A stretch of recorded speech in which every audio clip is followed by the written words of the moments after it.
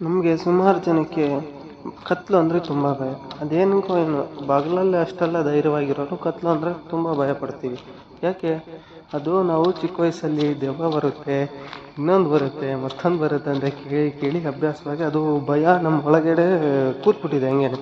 ಅದನ್ನ ಹೇಗಪ್ಪ ಹೊರಗಡೆ ತೆಗೆಯೋದು? ಅದನ್ನ ಹೇಗಪ್ಪ ಮರೆಯೋದು? ನಾವು ಭಯ ಪಡ್ದಿದ್ದಂಗೆ ಇರೋದು ಹೇಗೆ ಅಂತಂದರೆ ಏನಿಲ್ಲ, ಸಿಂಪಲ್. ನಾವು ಫಸ್ಟು ನಮ್ಗಾದಷ್ಟು ಧೈರ್ಯ ನಾವೇ ತಗೊಳ್ಬೇಕು. ಅದಾದರೂ ಆಗಲಿಲ್ಲಪ್ಪ ಅಂತಂದರೆ ನಾವು ನಮ್ಮ ಬದುಕಿನ ಮೇಲಿರೋ ಆಸೆನ ಬಿಡಬೇಕು. ಇವಾಗ ಹೋಗ್ತಾ ಇದ್ದೀನಿ ನಾನೀಗ, ಇಲ್ಲಿ ಸುತ್ತಮುತ್ತ ಯಾರೂ ಇಲ್ಲ, ನೋಡ್ಬೋದು ನೀವು. ಅಲ್ಲಿ ಭಯ ಬರುತ್ತೆ ಅಂತ ಅಂದ್ಕೊಂಡು ಆಯ್ತಪ್ಪ ಇವಾಗ ಏನೋ ದೆವ್ವ ಬರುತ್ತೆ, ಆಯ್ತು ನಾನು ಹಿಡ್ಕೊಂಡು ತಿನ್ನುತ್ತೆ, ಹೋದ್ರೋಗ್ಲಿ ಬಿಡು, ಲೈಫೇನು ಎಲ್ಲರೇನು ಪುಟ ಹೊಡ್ಕೊಂಡಿರ್ತಾರೆ ಇಲ್ಲಿ, ಹೋಗ್ಲಿ ಬಿಡು, ಎಲ್ಲರೂ ಸತ್ತಂಗೆ ನಾನು ಒಂದಿನ ಸಾಯ್ತೀನಿ, ಅದು ಇವತ್ತೇ ಬರ್ತದೆ, ಅದಕ್ಕೆ ಯಾಕೆ ಜಾಸ್ತಿ ಟೆನ್ಷನ್ ಮಾಡ್ಕೋಬೇಕು, ಅದಕ್ಕೆ ಯಾಕೆ ನಾನು ಇನ್ನೊಬ್ರಿಗೆ ಎದುಕೊಳ್ಳಿ, ಬಿಟ್ಬಿಡೋಣ ಹಿಂದಾಗಿದ್ದಕ್ಕೆ ಅಂತ ಅಂದ್ಬಿಟ್ಟು ಹೋದರೆ ಒನ್ ಫೈನ್ ಡೇ ನೀವು ನಿಜವಾಗ್ಲೂ ಭಯನ ಕಳ್ಕೊತೀರಾ.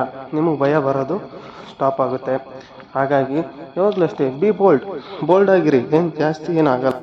ನೀವೆಷ್ಟು ಧೈರ್ಯವಾಗಿರ್ತೀರೋ ಅಷ್ಟೇ ಇನ್ನೊಬ್ರಿಗೆ ಧೈರ್ಯ ಬರುತ್ತೆ. ನೋಡಿ, ನಿಮಗೆ ಹಗಲೊತ್ತು ಇರೋ ಧೈರ್ಯ ನೈಟ್ ಹೊತ್ತು ಯಾಕಿಲ್ಲ ಅಂತಂದರೆ ಸಿಂಪಲ್ ರೀಸನ್ ಇಷ್ಟೇ. ನಾವು ನೈಟ್ ಹೊತ್ತೆಲ್ಲ ಕೇಳಿರ್ತೀವಿ, ಕೆಲವೊಂದು ದೆವ್ವದ ಸ್ಟೋರಿಗಳು ನೋಡಿರ್ತೀವಿ, ಅದು ಪದೇ ಪದೇ ನೆನಪಾಗುತ್ತೆ. ಒಬ್ಬರೇ ಇರಬೇಕಾದ್ರೆ ಮತ್ತೆ ನೆನಪಾಗುತ್ತೆ. ಅದನ್ನು ನಾವು ಯಾವ ಥರ ನೆಗೆಟಿವ್ ಥಿಂಕ್ಗಳು ಬರಬೇಕಾದ್ರೆ ಹೇಗೆ ಅದನ್ನು ಡಿಲೀಟ್ ಮಾಡೋದು ಮೈಂಡಿಂದ ಬರೋದು ಅಂತಂದರೆ ಇಷ್ಟೇ ಸಿಂಪಲ್.